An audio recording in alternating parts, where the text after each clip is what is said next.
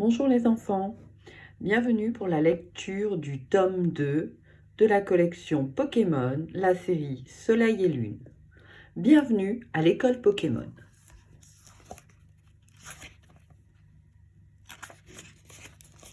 Présentation des personnages, Sacha, Pikachu que vous connaissez, Neffy que nous avions déjà vu dans le tome 1, Barbara.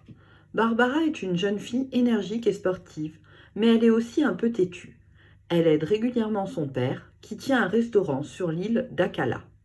Elle est très douée pour cuisiner de bons plats pour ses amis.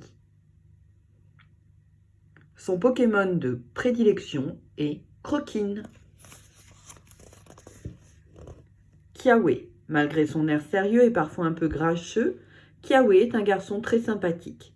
Il est aussi l'un des seuls dresseurs de l'école à porter un bracelet Z et peut utiliser des capacités Z qui sont très puissantes. Son Pokémon de prédilection, Boumata. Chris. Chris est très nerveux, mais il peut être très sûr de lui.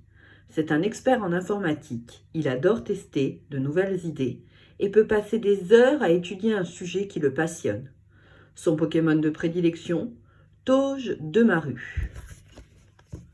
Lily.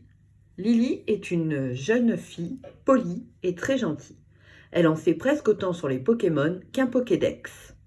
Pourtant, elle en a peur et préfère éviter de les toucher, même si elle se garde bien de le reconnaître. Motismadex, cet étonnant dispositif électronique, est une version améliorée du Pokédex. Il est habité par un Pokémon de type électrique et spectre, qui lui permet de fonctionner. La Team Rocket, Jessie, avec comme Pokémon de prédilection Miaous. La Team Rocket est de retour. Jessie et James ont suivi Sacha sur l'archipel d'Alola dans un but bien précis, capturer Pikachu. Avec leur esprit maléfique, ils sont toujours prêts à manigancer des plans plus terribles les uns que les autres. L'un d'eux fonctionnera-t-il? James, Culbutoqué. Chapitre 1. Le nouvel élève. Pendant ses vacances, Sacha a découvert l'île de Mélémélé. Elle est située dans l'archipel d'Alola, une nouvelle région passionnante que le dresseur souhaite désormais explorer. Pour cela, il s'est inscrit à l'école Pokémon de l'île, un endroit extraordinaire où les Pokémon et les humains étudient ensemble. « Vite, Pikachu !» dit Sacha à son fidèle Pokémon souris. Tous deux courent sur le chemin. Sacha ne veut surtout pas arriver en retard à son premier cours. Dans la classe, les élèves sont déjà là. Sacha les a rencontrés auparavant. Il y a Neffy et Otaquin, son Pokémon Otari. Barbara est accompagnée de Croquine, son Pokémon fruit. Chris, l'inventeur, est avec Toche de Maru, son Pokémon roule en boule. Quant à Lily, même si elle est experte en Pokémon, elle a encore trop peur d'eux pour en posséder un. Mais un jour, elle trouvera son petit compagnon, elle aussi. Allô là, les amis! Kiawe vient d'entrer dans la classe. Il revient tout juste d'une livraison sur l'île d'Oula Oula. Comme toujours, sa Pokémonture, Dracofeu, l'immense Pokémon Flamme, l'attend dehors dans le parc de l'établissement. Au même instant, le professeur Euphorbe arrive à son tour. Sacha sur les talons. « Allô là, tout le monde !» salue l'enseignant. « J'ai une grande nouvelle à vous annoncer. À partir d'aujourd'hui, Sacha étudiera avec nous à l'école Pokémon. » Les élèves dévisagent Sacha. Ils n'en reviennent pas. Le dresseur porte un bracelet Z, cet objet rarissime qui permet d'utiliser la capacité Z durant les combats Pokémon. « Ça alors, Sacha, tu possèdes un cristal Z, s'exclame Barbara en admirant la pierre précieuse du bracelet. Il s'agit d'une Voltazélite, ajoute Kiawe. C'est le joyau qui permet d'améliorer les attaques de type électrique. Où as-tu trouvé ça, Sacha? Normalement, il faut passer les épreuves de la cérémonie du Tour des îles, comme moi, pour en remporter un. Sacha acquiesce. Je sais, répondit-il, mais j'ai revu Tocorico et c'est lui qui m'a donné le bracelet. Oh! Les autres sont époustouflés. Tocorico, un Pokémon tutélaire, est le Pokémon gardien de Mélémélé? Par chance, Lily connaît tout à son sujet.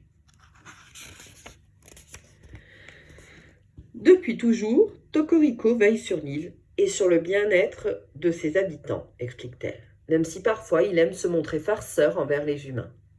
Mais d'autres fois, en revanche, il choisit une personne en particulier pour lui faire un cadeau, et toujours dans le but de protéger Mélémélé. Fantastique, je vais pouvoir utiliser une capacité Z, se réjouit Sacha. Ses attaques sont d'une puissance extraordinaire. Le dresseur a déjà vu Kiawe en lancer une, mais celui-ci préfère le mettre en garde. Pour qu'une capacité Z fonctionne, ton cœur et tes sentiments ne doivent faire qu'un avec ceux de ton Pokémon. En plus, tu n'as le droit d'utiliser ton bracelet que dans le but de venir en aide à l'archipel d'Alola, ou aux autres Pokémon, comme humains. Puisque Sacha possède une Voltazélite dédiée aux attaques de type électrique, il décide qu'il s'en servira avec Pikachu. Le professeur Euphorbe approuve, puis il consulte l'heure et s'écrie « Venez, le directeur Chen vous attend pour le cours de sciences Pokémon. » Chapitre 2. Surprise d'Alola. Le directeur, Raphaël Chen, est vraiment un professeur Pokémon formidable. Il est tellement passionné par les Pokémon d'Alola qu'il n'hésite pas pour son cours sur les formes régionales à se déguiser en noix de coco, un Pokémon fruit-palme. Sacha n'en croit pas ses yeux. Vous voyez, chers élèves, je suis un petit noix de coco, très différent de ceux de notre belle région, qui sont immenses, dit-il. Il montre du doigt un gigantesque noix de coco d'Alola, qui passe la tête par la fenêtre de la classe. Comme vous pouvez le constater, notre climat chaud et largement ensoleillé est idéal pour la croissance des Pokémon fruits-palmes, continue le professeur. Sacha opine du chef. C'est vrai, la taille du noix de coco d'Alola est très impressionnante. Ce phénomène selon lequel certains Pokémon développent une apparence particulière en fonction de leur habitat s'appelle forme régionale, reprend le directeur Chen. Et ce n'est pas tout. Parfois, les Pokémon changent aussi de type. Oh, c'est fantastique, s'exclame Sacha. Le professeur sourit.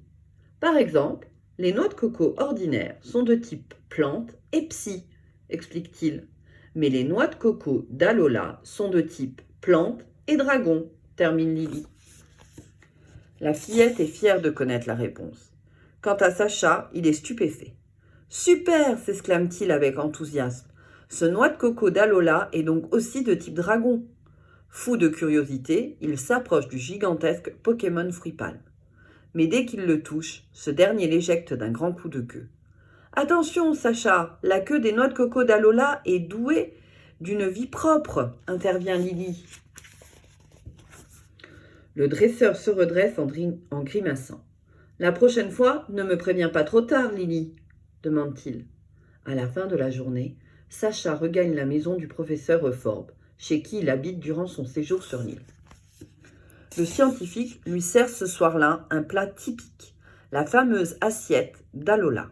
« Miam, quel délice !» se régale le dresseur. « Merci, professeur Euphorbe. »« Je t'en prie, Sacha. Ton Pikachu a aimé le repas lui aussi. » Sacha éclate de rire. De toute évidence, son Pokémon souris est également devenu très ami avec Rocabo, l'adorable Pokémon chiot du professeur. Le lendemain, Sacha et Pikachu retournent joyeusement à l'école Pokémon. Ils ont hâte de revoir leurs camarades de classe. Ils entrent dans le parc de l'établissement lorsqu'une pluie de confettis s'abat sur eux. Et plop, Otaquin leur souffle une grosse bulle d'eau sous le nez. « Mais qu'est-ce que c'est que ça ?» bredouille Sacha étonné. « Une surprise d'Alola !» réplique Barbara en le rejoignant avec tous ses nouveaux amis. Il ne manque personne. Lily, Kiawe, Croquine, le Pokémon de Barbara, Chris et son Togedemaru, Néphi et son Otaquin. Tout le monde est là. Quel accueil! Sacha, nous allons te défier tour à tour, annonce Chris. Ton Pikachu est-il prêt à affronter mon Togedemaru? Pika, Pika! Se dépêche de répondre le Pokémon souris. Sacha serre les poings en souriant. Bien sûr qu'il est prêt. Il a justement très envie de s'entraîner un peu au combat avec Pikachu. Je relève ton défi, Chris, accepte-t-il gaiement. Sauf qu'à sa vive déception, le défi de son ami consiste à crever des ballons colorés. Celui qui aura fait exploser tous ces ballons le premier gagnera la partie, déclare Barbara. Sacha aurait préféré combattre, mais il joue le jeu de bon cœur. Hélas, Toche de Maru est beaucoup plus rapide que Pikachu. On a oublié de te préciser que tu avais le droit de lancer des attaques, Sacha, crie Lily. Ni une ni deux, le dresseur ordonne à son Pokémon souris d'utiliser Tonnerre afin de faire éclater ses ballons plus vite que l'adversaire. Mais grâce à l'électrique qui pique et à ses épines dorsales, Toche de Maru absorbe la puissance des éclairs et remporte la victoire. Toche de Maru est génial, s'extasie Sacha. Il a le talent paratonnerre. C'est au tour de Néphi de s'approcher. Et maintenant, Sacha, Otaquin et moi, nous vous défions, toi et Pikachu. Il s'agira de disputer un aquathlon Pokémon. Devant la mine perplexe du dresseur, Barbara précise. C'est une course à pied suivie par une course à la nage.